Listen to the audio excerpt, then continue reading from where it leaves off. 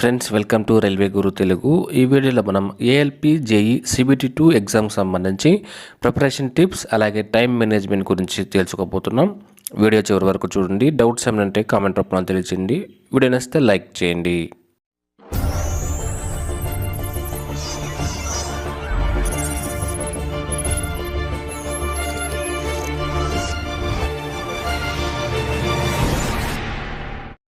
Already నేను 2018లో వచ్చినటువంటి ALP technician అలాగే జేఈ ఎగ్జామ్స్ రెండింటిని కూడా నేను క్రాక్ చేశాను.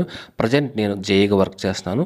సో నాకు తెలిసిన కొన్ని నా అనుభవాలు మీతో షేర్ చేసుకుంటాను. మనకున్న తక్కువ టైంలో మనకున్న ప్రెజర్ వలన మనం సరిగ్గా చదవలేకపోతాం. టైం ఏ విధంగా మేనేజ్ చేసుకోవాలని తెలియదు కొంతమందికి. సో మీకున్న డౌట్స్ క్లారిఫై చేస్తూ నాకు తెలిసిన నా అనుభవాలు మీతో షేర్ చేసుకుంటాను. వీడియో చివరి వరకు చూడండి. మనకి ఎప్పుడు కూడా ఒక 2 కేటగిరీస్ ఉంటారు. వాళ్ళు ఎవరంటే ఎగ్జామ్ రాసిన తర్వాత రిజల్ట్ వచ్చిన తర్వాత ఆ తర్వాత చదవచ్చులే అనేది కొంతమంది. అలా కాకుండా ఎగ్జామ్ రాసిన వెంటనే ప్రిలిమ్స్ ఎగ్జామ్ రాసిన వెంటనే మెయిన్స్ ఎగ్జామ్ ప్రిపేర్ అయ్యేవాళ్ళు కొంతమంది. ఫస్ట్ కేటగిరీ గురించి మనం మాట్లాడుకోము. ఎందుకంటే ప్రిలిమ్స్ ఎగ్జామ్ రాసిన వెంటనే నేను ఒక వీడియో అయితే చేశాను. ఎగ్జామ్ రిజల్ట్ వచ్చిన తర్వాత మెయిన్స్ ఎగ్జామ్కి 1 మంత్ గ్యాప్ ఇస్తారు. కాబట్టి మీరు ముందు నుంచే ప్రిపేర్ అవ్వండి. మీ యొక్క సేఫ్ స్కోర్ మీరు ఒకసారి చూసుకోండి అని చెప్పి నేను కట్ ఆఫ్ కూడా ఇచ్చాను. ప్రిపరేషన్ కూడా ఏ విధంగా చేయాలని కూడా నేను చెప్పాను. సో ఇప్పుడు ప్రిపరేషన్ టిప్స్ గురించి మనం మాట్లాడుకోబోతున్నాం. చాలా జాగ్రత్తగా వినండి. మనం చెప్పుకోబోయేది ఏఎల్పికి అలాగే జేఈకి రెండింటికి కూడా ఉపయోగపడుతుంది. ఇక్కడ చూస్తే మనకున్న తక్కువ టైంలో మనం స్మార్ట్గా ప్రిపేర్ అవ్వాలి. ఎలా అంటే ఇక్కడ చూడండి, ఇక్కడ ఎస్ వచ్చేసి స్టడీ స్మార్ట్. ఇక్కడ ఏ విధంగా చేయాలి? మీ దగ్గర ఉన్న బుక్స్ ఏవైతే ఉంటాయో ఇప్పటి వరకు మీరు ఏ బుక్స్ అయితే చదివారో ఆ బుక్స్ చదవాలి. కొత్త బుక్స్ తీసుకొచ్చి మీరు చదవకూడదు. అలాగే ఇప్పటి వరకు మనకున్నటువంటి సిలబస్లో ఈజీ టాపిక్స్ ఏవైతే ఉంటాయో వాటిని మీరు త్వరగా కంప్లీట్ చేసుకోవాలి. దానికంటూ ఒక టైం టేబుల్ మీరు ప్రిపేర్ చేసుకోవాలి. అలా చేయటం వల్ల మీకు ఉన్న సిలబస్లో 30 to 40% సిలబస్ కంప్లీట్ అయిపోతుంది. ఈజీ టాపిక్స్ ఫస్ట్ మీరు చదవటం వలన మీకున్న సిలబస్ అనేది 30-40% కంప్లీట్ అయిపోతుంది. అప్పుడు మీకు ఒక కాన్ఫిడెన్స్ అనేది మీకు వస్తుంది. కాబట్టి ఈజీ టాపిక్స్ ముందు చదవండి.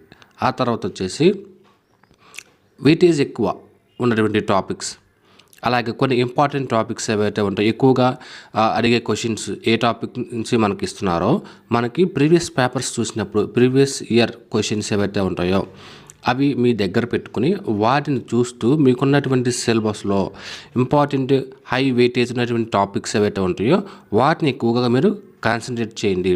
ఆ విధంగా చేయటం వల్ల మీకు టైం అనేది సేవ్ అవుతుంది. సిలబస్ కూడా మీకు కంప్లీట్ అయినట్లుగా మనకు ఫీల్ అవుతాం. అప్పుడు ఆటోమేటిక్గా మనకున్నటువంటి టెన్షన్ కూడా తగ్గుతుంది. ఎగ్జామ్ కూడా మంచిగా రాయొచ్చు మీరు. అలాగే ఇక్కడ ఎంటీ అంటే ఇక్కడ మాక్ టెస్ట్ ప్రతిరోజు కూడా మీకు ఇప్పుడున్నటువంటి టైంలో నెక్స్ట్ మంత్ 19th అలాగే 20 ఎగ్జామ్ డేట్స్ అయితే మనకి ఇవ్వడం జరిగింది. 22 ఎగ్జామ్ డేట్స్. సో అప్పటి వరకు 1 day బిఫోర్ వరకు మీరు ప్రతిరోజు కూడా మాక్ టెస్ట్ రాయాలి. మాక్ టెస్ట్ రాస్తూ మీరు అందులో ఉన్నటువంటి ఎనాలిసిస్ కూడా మీరు చేయాలి. దాని యొక్క ఎనాలిసిస్ ఏదైతే ఉంటుందో మాక్ టెస్ట్ రాస్తారు. అలాగే దానిలో ఉన్నటువంటి మీరు ఏదైతే క్వశ్చన్స్ సాల్వ్ చేయలేకపోయారో, ఏదైతే క్వశ్చన్స్ మీరు పెట్టలేకపోయారో, ఏదైతే క్వశ్చన్స్ మీకు రాంగ్ వచ్చాయో వాటిని ఎనాలిసిస్ చేస్తూ దాని నుంచి మీరు నాలెడ్జ్ గెయిన్ చేయాలి.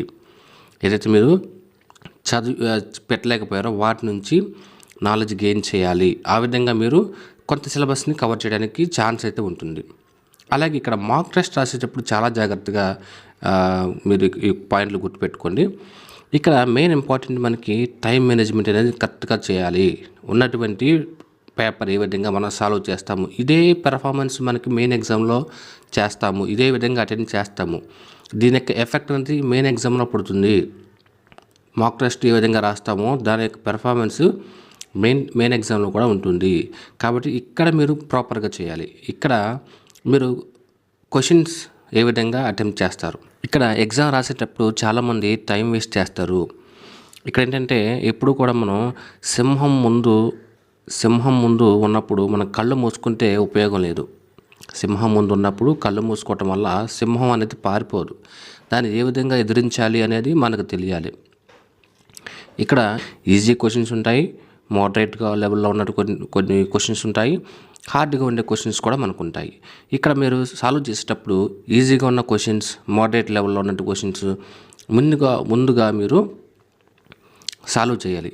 అలా సాల్వ్ చేయటం వల్ల మీ పేపర్ అనేది ఒక 60% పేపర్ అనేది మీరు కంప్లీట్ అయిపోతుంది.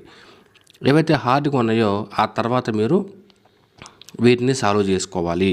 ఆ విధంగా మీ యొక్క టైం అనేది సేవ్ చేసుకోవాలి. ముందుగానే హార్డ్ క్వశ్చన్స్ మీరు చేయటం వల్ల, కష్టంగా ఉన్న వాటిని పెట్టడం వల్ల మీకు నెగిటివ్ ఫీలింగ్ అనేది మీకు వస్తుంది. పేపర్ ఈజీగా ఉన్న క్వశ్చన్స్ కూడా మీరు చూడలేరు, అక్కడ వరకు వెళ్ళరు. టోటల్ పేపర్ అనేది మనం చూడలేము. కాబట్టి ఈ విషయాలన్నీ కూడా మీరు దృష్టిలో పెట్టుకోండి. చాలా జాగ్రత్తగా మాక్ టెస్ట్ అనేది మీరు రాయండి. అలాగే దానిపైన అనాలిసిస్ కూడా మీరు చేయండి. ఇంపార్టెంట్ పాయింట్ చెప్తాను ఇక్కడ చూడండి. రివిజన్. ఎవరైతే రివిజన్ బాగా చేస్తారో వాళ్ళు పేపర్ బాగా రాయగలుగుతారు. ఎవరైతే రివిజన్ బాగా చేస్తారో ఎగ్జామ్ వాళ్ళే రాస్తారు, వాళ్ళకే జాబ్. ఎందుకంటే ఎగ్జామ్ మీరు ఎంతవరకు ప్రిపేర్ అయ్యారు, ఆ ప్రిపేర్ అయినది మళ్ళీ ఒకసారి రివిజన్ చేయాలి. రివిజన్ చేయకపోతే ఫస్ట్ ఇన్ ఫస్ట్ అవుట్ లాగా మీరు ఎప్పుడో చదివిన క్వశ్చన్స్ లేదంటే టాపిక్స్ అవన్నీ మీరు ఎగ్జామ్ దగ్గరకు వచ్చేసరికి మర్చిపోతూ ఉంటారు. కాబట్టి వాటిని మీరు ఒకసారి రీకాల్ చేయాలి. ఈ పీరియడ్లో మనకున్న టైంలో రివిజన్ మీరు ప్రతిరోజు మీరు చదివింది నెక్స్ట్ డే మళ్ళీ ఒకసారి చూడాలి. ఆ పేజీలో ఒకసారి బ్యాక్ సైడ్ తిప్పి షార్ట్ నోట్స్ ఏవైతే ఉంటాయో లేదంటే ఫార్ములాస్ ఏవైతే ఉంటాయో అన్ని టాపిక్స్ సంబంధించి మీరు చూసుకోవాలి. అలాగే లాస్ట్ 1 వీక్ కూడా మీరు ఈ యొక్క షార్ట్ నోట్స్ ఏదైతే మీరు తయారు చేసుకుని ఉంటారో అలాగే ఫార్ములాస్ ఏవైతే ఉంటాయో వాటిని మీరు ఎక్కువగా చూడాలి.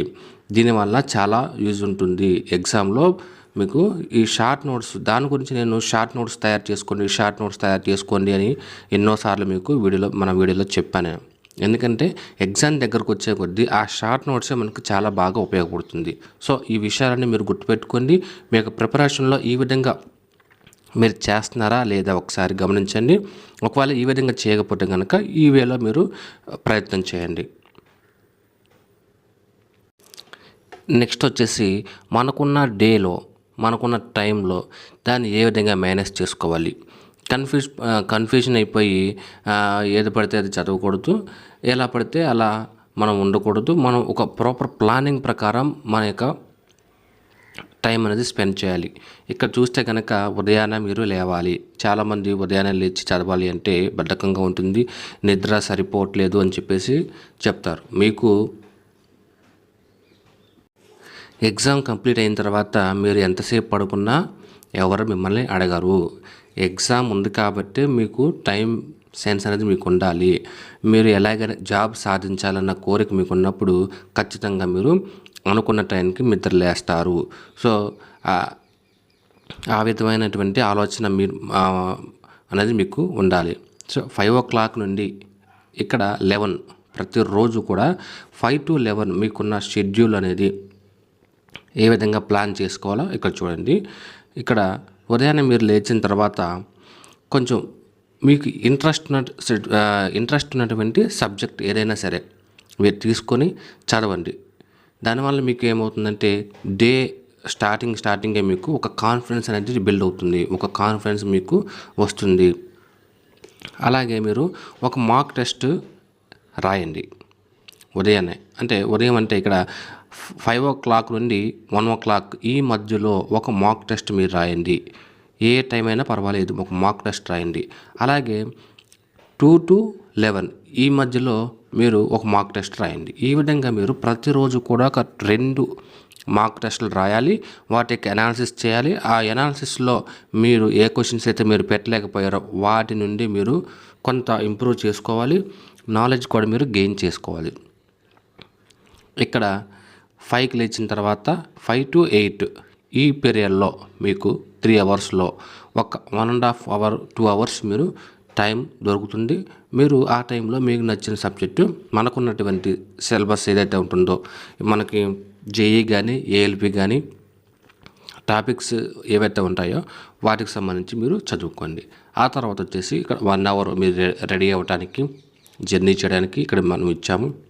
ఏదైనా లైబ్రరీకి వెళ్ళి మీరు చదువుకోవాలి అన్న ఆ యొక్క ట్రావెలింగ్ టైం ఉంటుంది, అందుకని అక్కడ తీసేస్తాను. ఇక్కడ 9 to 11, 9 to 1 ఆఫ్టర్నూన్ 1 o'clock వరకు ఈ టైంలో మనకి చూస్తే కనుక ఉన్న టైం ఏదైతే ఉంటుందో ఆ టైంని స్ప్లిట్ చేసుకోవాలి. ఇక్కడ 50 minutes 10 minutes బ్రేక్ అని చెప్పేసి ఇవ్వడం జరిగింది. అంటే ఇక్కడ 1 hour. ఈ 1 అవర్ని మనం 50 minutes మీరు చదువుకుని 10 minutes బ్రేక్ ఇవ్వండి, 50 minutes చదువుకుని 10 minutes బ్రేక్ ఇవ్వండి. ఆ విధంగా మనకి 9 to 1 o'clock ఏదైతే టైం ఉంటుందో మనకి ఆ టైంను మీరు ఈ విధంగా స్ప్లిట్ చేసుకుని మీ సిలబస్ షెడ్యూల్ ప్రకారం మీరు చదువుకోండి. అలాగే మీకు మోటివేషన్ ఉండాలి, ప్రతి ఒక్కరికి మోటివేషన్ అనేది ఉండాలి. ఈ కంటిన్యూస్గా మీకు ఈ విధంగా చదవటం వల్ల కొంత బోర్గా ఫీల్ అవుతారు. కాబట్టి మీరు కొంత మోటివేషన్ వీడియోస్ చూడండి.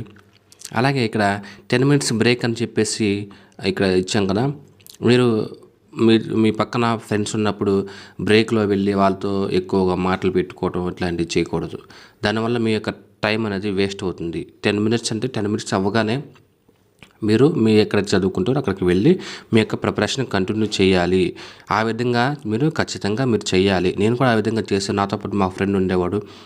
ఇద్దరు ఏం చెప్పుకునే వాళ్ళం, 10 minutes అంటే 10 minutes అక్కడ ఉండాలి. 10 minutes 11 minutes అవుతుందా, టైం అయిపోయింది వెళ్దాం పదా అని చెప్పేసి మేము ఇద్దరం ఆ విధంగా ఒకరికొకరు చెప్పుకొని ఆ విధంగా ప్రిపేర్ అయ్యేవాళ్ళం. కాబట్టి నా అనుభవాలు మీతో షేర్ చేసుకుంటున్నాను. అలాగే మనకి ఇక్కడ ఆఫ్టర్నూన్ కూడా ఒక ½ an hour మీరు పడుకోవచ్చు. ఎందుకంటే మార్నింగ్ 5 o'clock మీరు లేస్తున్నారు కాబట్టి ఆఫ్టర్నూన్ కొంచెం మీరు పడుకుంటే కనుక కొంచెం రిలాక్స్డ్గా ఉంటుంది. ఇక్కడ 1 to 2 o'clock ఈ మధ్యలో ఆ భోజనం చేసి మీరు ఒక కొంతసేపు అయితే నిద్రపోవచ్చు. ఆ తర్వాత 2 o'clock నుంచి 4 o'clock వరకు ఉన్న టైంలో మనకి ఇక్కడ 4 hours ఒక ఎఫెక్టివ్గా మీరు ఒక 3 hours ఉండేలాగా చూసుకోండి. ఆ టైం కూడా మీరు ఇదే విధంగా 50 minutes 10 minutes break, 50 minutes 10 minutes break, ఈ విధంగా మీ యొక్క టైంని స్ప్లిట్ చేసుకుని మీకున్నటువంటి సిలబస్ని కవర్ అయ్యే విధంగా ప్లాన్ చేసుకోండి. అలాగే మోటివేషన్ వీడియోస్ చూడండి. అలాగే ప్రీవియస్ ఇయర్ క్వశ్చన్ పేపర్స్ మీరు చూడాలి. అలాగే మీరు మాక్ టెస్ట్ రాయాలి. ఈ విధంగా మీ యొక్క టైం ఏదైతే ఉంటుందో దీనికి ఈ టైం టేబుల్ ప్రకారం మీకున్న సిలబస్ని మీరు కంప్లీట్ చేసుకోండి. అలాగే ఇక్కడ 6 o'clock తర్వాత 7 వరకు కొంచెం రిలాక్స్ అయినా 7 to 11 లేదు 8 to 11 ఏదైనా పర్వాలేదు. మీకు టైం అనేది వేస్ట్ కాకుండా ఈ ఎగ్జామ్ దగ్గరకు వచ్చేదాకా ఎగ్జామ్ డే వరకు మీరు ఈ విధంగా ఫాలో అవ్వండి. మీ యొక్క టైం మేనేజ్ చేసుకోండి. అలాగే మంచిగా నిద్రపోండి, మంచి ఆహారం తీసుకోండి. అలాగే వేస్ట్గా ఏది చేయొద్దు, టైం వేస్ట్ చేసుకోవద్దు, మంచిగా ప్రిపేర్ అవ్వండి. ఎలాగైనా నేను జాబ్ సాధించాలని కోరికతో మీరు చదవండి. డౌట్స్ ఏమంటే కామెంట్ రూపంలో తెలియజేయండి. Thank you friends.